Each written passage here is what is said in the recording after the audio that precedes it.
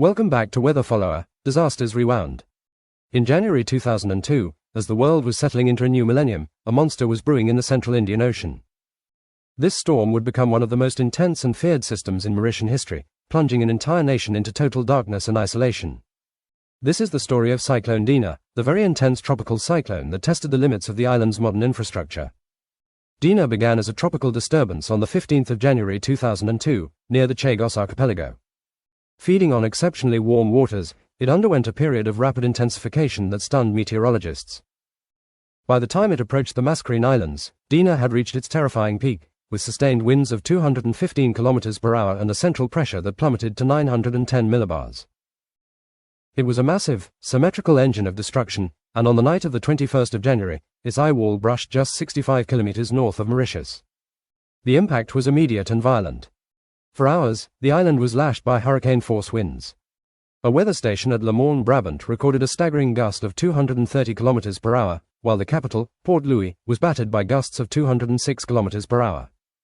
These winds were so powerful they didn't just knock down trees, they snapped reinforced concrete utility poles like toothpicks. In an instant, the entire nation was plunged into a total blackout. For nearly 10 hours, Mauritius was effectively cut off from the rest of the world as all international telecommunications were severed. When the sun rose on the 23rd of January, the scale of the damage was sobering.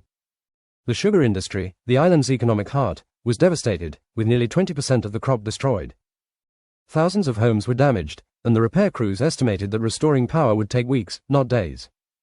The storm tragically claimed several lives across the region and caused nearly $100 million in damage. Yet, despite the destruction, the loss of life on the main island was remarkably low, a result of the disciplined Class 4 warning response that saw a nation hunker down in unison.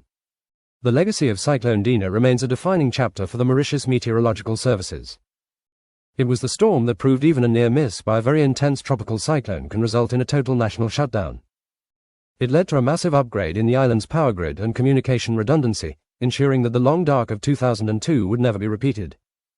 Today, Dina stands as a grim reminder that in the Indian Ocean, beauty and ferocity are often separated by only a few kilometers of open sea.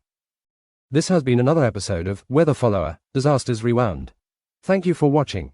If you want to explore more stories of powerful weather and the crucial lessons they've taught us, please be sure to like this video and subscribe to the channel.